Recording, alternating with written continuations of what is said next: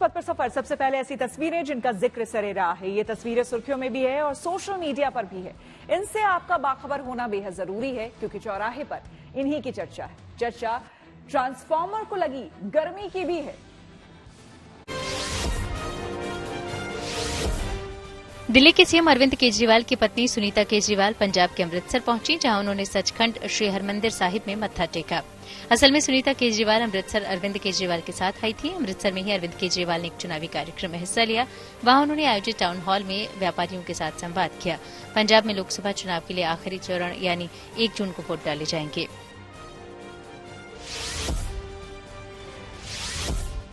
लोकसभा चुनाव के बीच यूपी के बांदा में एक शख्स ने अपने पसंदीदा प्रत्याशी का अनोखे तरीके से समर्थन किया। दरअसल उसने एसपी प्रत्याशी बाबू सिंह कुशवाहा का नाम और उनका चुनाव चिन्ह साइकिल अपने सर पर बनवा लिया।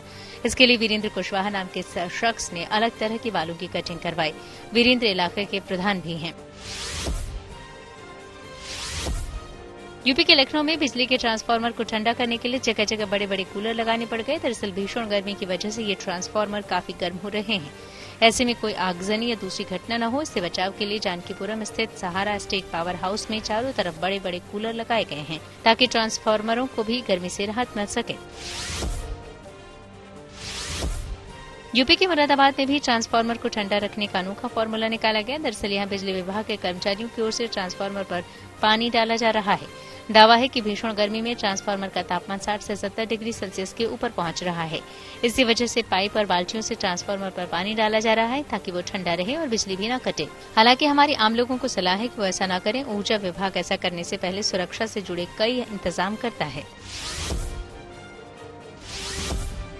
तमिलनाडु के तिरुप्पुर जिले में कुछ मुस्लिम समुदाय के लोगों ने मिसाल कायम की। दरअसल इन लोगों ने वहां मंदिर बनाने के लिए अपनी जमीन दान कर दी। इस जमीन की कीमत 6 लाख रुपए है। इस नेक काम की काफी तारीफ हो रही है। लोगों ने बताया कि इससे हिंदू मुस्लिम भाईचारा और मजबूत हुआ है। दिल्ली में गर्मी ने तोड़े सारे रिकॉर्ड। पारा पहुंचा 48.8 डिग्री सेल्सियस। आइए सीधे आपको लिए चलते हैं न्यूज एक्सप्रेसवे पर, जहां देश भर की कुछ और जरूरी खबरें कर रही हैं आपका इंतजार।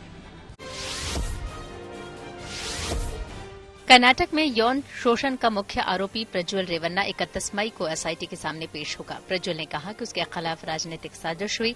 साथ ही उसने 31 तारीख को सुबह 10 बजे जांच टीम के सामने पेश होने की बात कही। इसके अलावा प्रज्वल ने विदेश में अपने ठिकाने के बारे में सही जानकारी नहीं देने को लेकर अपने परिवार के सदस्यों और पार्टी कार्यकर्ताओं से माफी मांगी। प्रज्वल पूर्व प्रधानमंत्री एचडी देवेगौड़ा का पोता है। पिछले दिनों देवेगौड़ा ने भी उसे जांच में शामिल होने का सख्त निर्देश दिया था। दिल्ली एनसीआर में भीषण गर्मी के बीच एक राहत भरी खबर आई। दरअसल मौसम विभाग ने कहा है कि 3 दिनों बाद राजधानी में बारिश हो सकती है। इससे तापमान में भी गिरावट आएगी। इस दौरान पहाड़ों में भी मौसम में बदलाव होगा। इन दिनों पहाड़ों में भी तापमान 40 डिग्री सेल्सियस तक छू गया है, जबकि राजस्थान में पारा 50 के पार पहुंच चुका है। दिल्ली शराब नीति घोटाले के आरोप में घिरे हैदराबाद के कारोबारी अरुण रामचंद्र पिल्लई को सुप्रीम कोर्ट से कोई राहत नहीं मिली। अदालत ने रामचंद्र की अंतरिम जमानत अर्जी पर सुनवाई से साफ इनकार कर दिया और उन्हें दिल्ली हाईकोर्ट जाने को कहा। सुप्रीम कोर्ट के मुताबिक अगर मेडिकल ग्राउंड पर अंतरिम जमानत अर्जी दाखिल होती है तो हाईकोर्ट उस पर विचार करेगा। महाराष्ट्र के कल्याण में एक बीएमडब्ल्यू कार पर स्टंट करना कुछ लोगों को महंगा पड़ गया। पुलिस ने कार के बोनट पर बैठने वाले शख्स को गिरफ्तार कर लिया। साथ ही दावा है कि इस कार को एक नाबालिग चला रहा था। ऐसे में इस नाबालिग के पिता पर भी केस दर्ज कर लिया गया। उत्तराखंड में केदारनाथ धाम की यात्रा पर श्रद्धालुओं ने नया रिकॉर्ड बना दिया। दरअसल सिर्फ 18 दिनों में 5 लाख से ज्यादा लोगों ने बाबा केदार के दर्शन किए। इस बार हर दिन 30,000 से ज्यादा भक्त रोजाना बाबा के दर्शन करने के लिए केदार धाम पहुंच रहे हैं। खबरों के एक्सप्रेसवे से आगे रुक करते हैं सियासी ढाबे का, जहां आज की सबसे दिलचस्प खबर मौजूद है। दिल्ली के मुख्यमंत्री अरविंद केजरीवाल ने सुप्रीम कोर्ट में एक अर्जी दायर की है। इस अर्जी में उन्होंने कोर्ट से मांग की है कि उनकी अंतरिम जमानत को 7 दिन के लिए बढ़ा दिया जाए। केजरीवाल की इस याचिका में उनके खराब सेहत का हवाला दिया गया है। केजरीवाल के स्वास्थ्य पर सवाल उठाते हुए बीजेपी ने कहा कि अगर उनकी सेहत ठीक नहीं तो वो चुनाव प्रचार कैसे कर रहे हैं।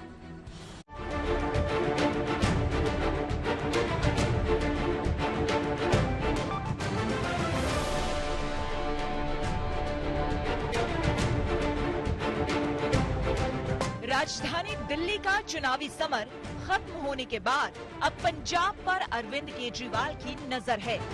पंजाब की 13 सीटों पर जीत के लिए केजरीवाल जोर शोर से चुनाव प्रचार कर रहे हैं और अपनी चुनावी सभाओं और रैलियों में प्रधानमंत्री मोदी को निशाने पर ले रहे हैं।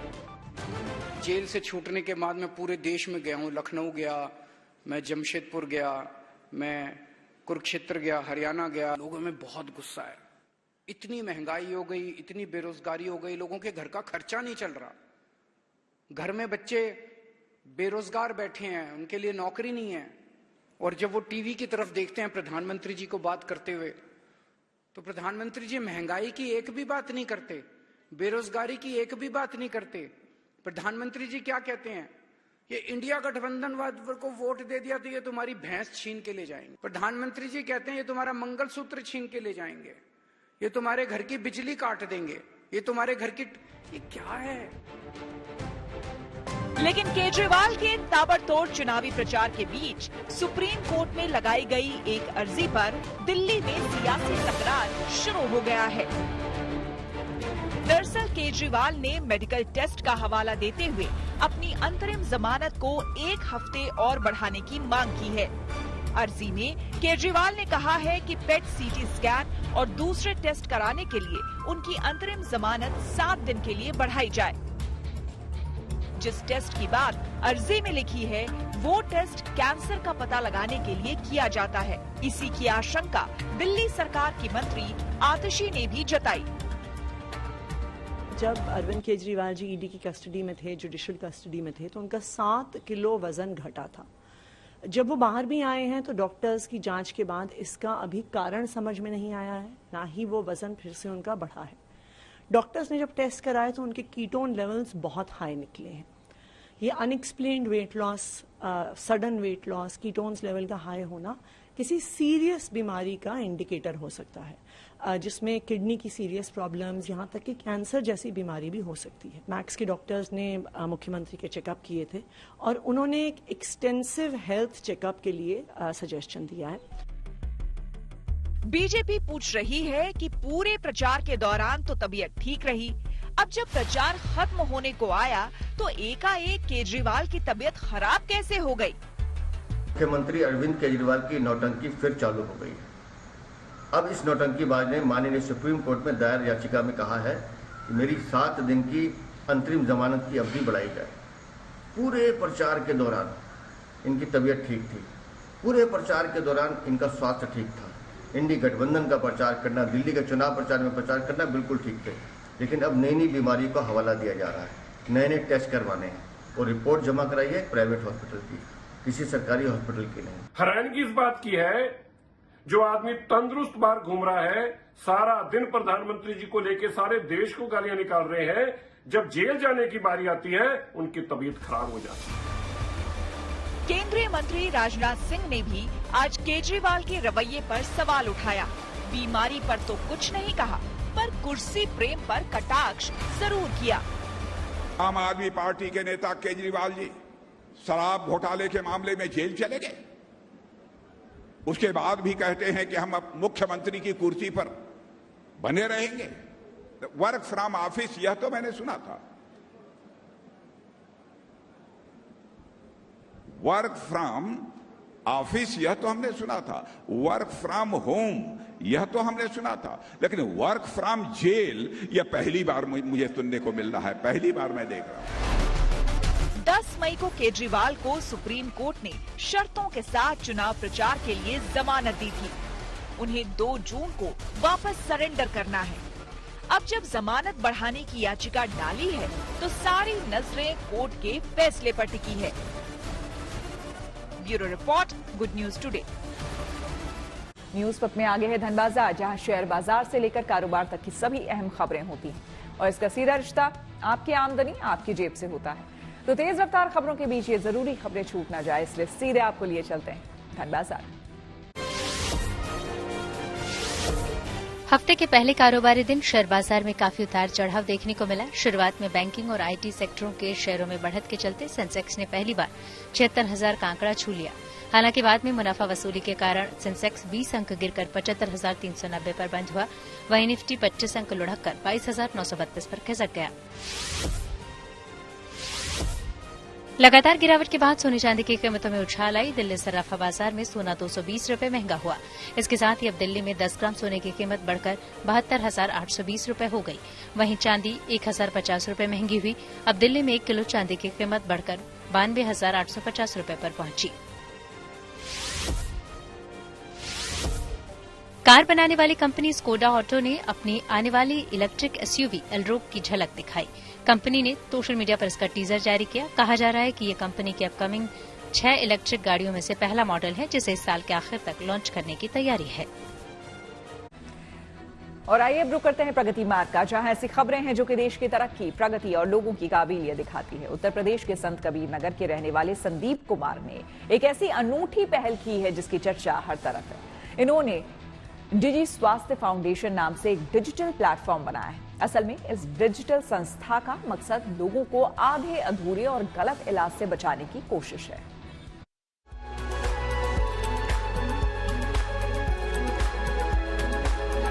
डिजी स्वास्थ्य फाउंडेशन, नाउम्मीद निगाहों के लिए उम्मीद की किरण। एक अनोखी पहल उदास चेहरों पर मुस्कान लाने की। डिजी स्वास्थ्य फाउंडेशन एक ऐसी डिजिटल संस्था जो खास तौर पर कैंसर पीड़ितों के लिए काम करती है।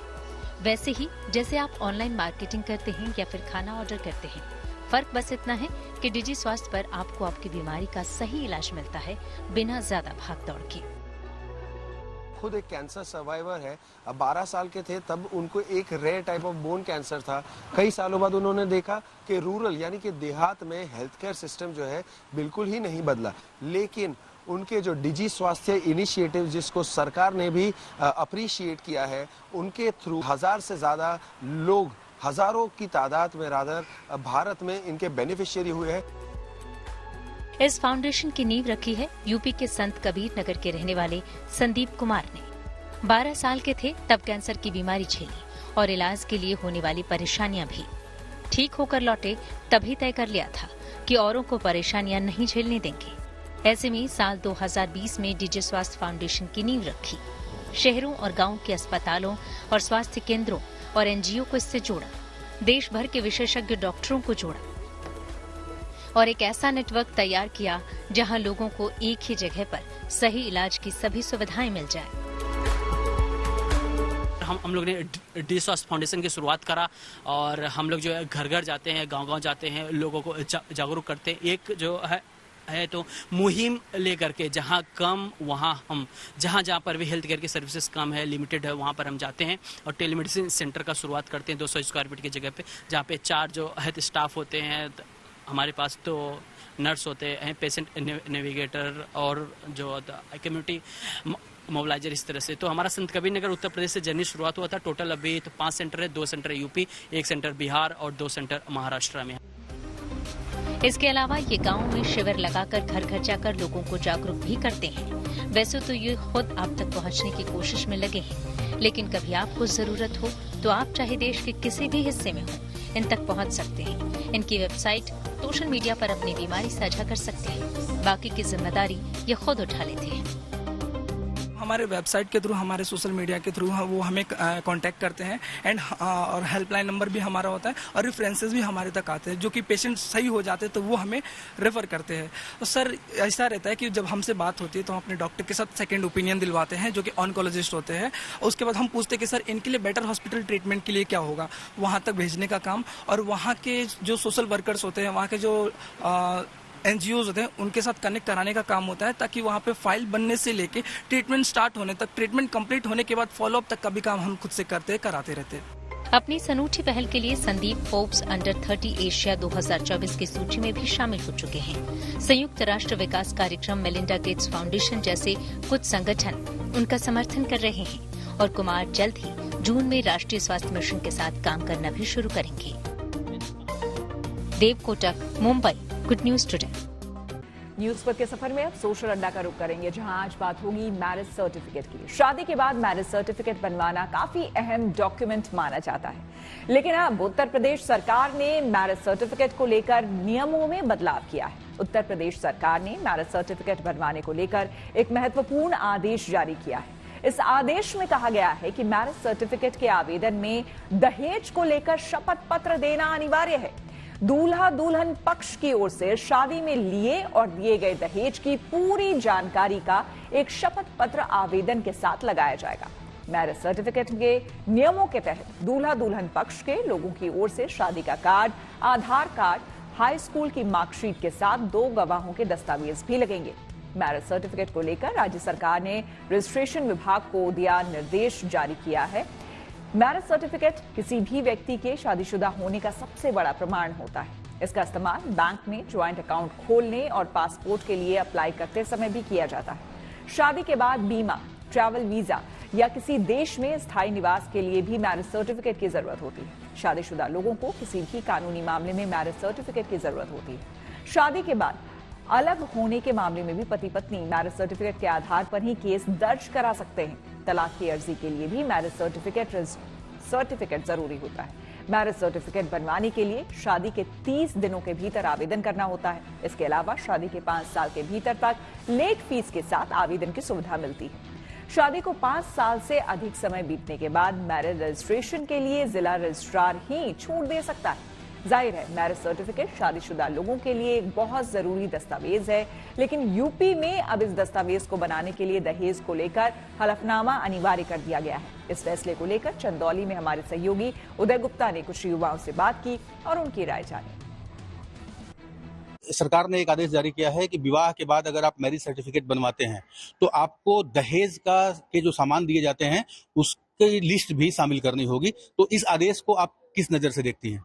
ये आदेश जो भी आया है ये सही है एक तरीके से, जो गरीब माँ बाप हैं उनकी लड़कियों की जो शादियां होती हैं उनसे बहुत ही ज्यादा दहेज की मांग की जाती है। तो वो जो दिया जाता है इस तरीके से वो होगा कि वो रुकेगा और उनको हेल्प मिलेगी। बहुत से ऐसे भी लड़कियां होती हैं जो दहेज की वजह से उनको मार दिया जाता है, इसमें भी कुछ हेल्प मिलेगी। इसको उचित ही माना जाएगा क्योंकि बहुत सारे लोग हैं जो उस टाइम तो चीजें दे देते हैं और उसके बाद मतलब सामने वाला ले भी लेता है, लेकिन एट द टाइम जब बात आती है तो उससे मुकर जाते हैं कि हमने ये चीज आपने नहीं दी है या आप इतना कम दिए हैं। ये एक विवरण रहेगा तो हमें पता रहेगा कि वो चीजें क्या क्या दी गई है और एट द टाइम इंसान अपनी बातों से नहीं मुकरेंगे। मेरे हिसाब से ये सही है क्योंकि जो वर पक्ष के लोग होते हैं वो दहेज ले भी लेते हैं और फिर बाद में ये कहते हैं कि मैंने कुछ नहीं लिया है। तो इस कंडीशन में जो गरीब माँ बाप होते हैं वो बहुत चिंतित हो जाते हैं अपने बेटी बच्चों को लेके।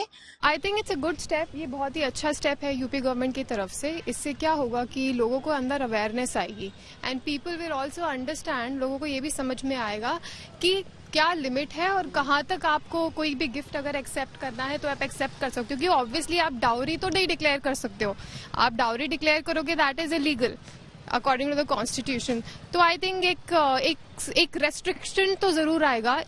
इसके ऊपर लोगों ने एक लिमिट तो लगेगी, एक कैप तो लगेगी कि एक एक्सचेंज जो है ये गिफ्ट्स का लिमिट हो जाएगा। I think that will empower females the most, क्योंकि और अल्टीमेटली अगर आगे भी डिवोर्स होते हैं या फिर कुछ भी आगे कॉन्फ्लिक्ट्स आते हैं तो उस कॉन्फ्लिक्ट रेजोल्यूशन में भी if you have some document like that तो आई थिंक वो कॉन्फ्लिक्ट रेजोल्यूशन बहुत ही फास्ट और बहुत ही स्मूथ वे में हो जाएगा। अब जल्द व्हाट्सएप पर होगा AI वाला फीचर। टेक्नोलॉजी से जुड़ी ऐसी ही जरूरी खबर को जानने समझने के लिए आइए चलें डिजिटल गली। सरकार ने साइबर क्राइम से निपटने के लिए एक और कदम उठाया। दरअसल सरकार ने भारतीय नंबर जैसी दिखने वाली फर्जी इंटरनेशनल कॉल्स को रोकने के निर्देश दिए। कहा जा रहा है कि साइबर अपराधी CLI यानी कॉलिंग लाइन आइडेंटिटी को बदलकर अपनी असली पहचान छिपाते हैं। कहा जा रहा है कि डिपार्टमेंट ऑफ टेलीकम्युनिकेशन और टेलीकॉम सर्विस प्रोवाइडर ने एक सिस्टम तैयार किया है। इसकी मदद से फेक इंटरनेशनल कॉल की पहचान की जा सकेगी और उन्हें ब्लॉक भी किया जा सकेगा। सैमसंग के यूजर्स के लिए एक अच्छी खबर है। दरअसल कंपनी ने अपना एक नया स्मार्टफोन लॉन्च कर दिया है। इसका नाम सैमसंग गैलेक्सी F55 5G है। इस स्मार्टफोन में स्लीक डिजाइन और विंग लेदर का इस्तेमाल किया गया है। इसकी कीमत 26,999 रूपए से शुरू है। खबर है कि जल्द ही व्हाट्सएप में आर्टिफिशियल इंटेलिजेंस की एंट्री हो सकती है। कहा जा रहा है कि यूजर्स को व्हाट्सएप पर AI से प्रोफाइल तस्वीर जनरेट करने का फीचर मिल सकता है। हालांकि अभी ये फीचर एंड्रॉइड के लिए ही होगा। साथ न्यूज पक में मेरे यानी कि श्वेता झा के साथ फिलहाल इतना ही। देश दुनिया की तमाम पॉजिटिव खबरों के लिए आप देखते रहिए गुड न्यूज टुडे।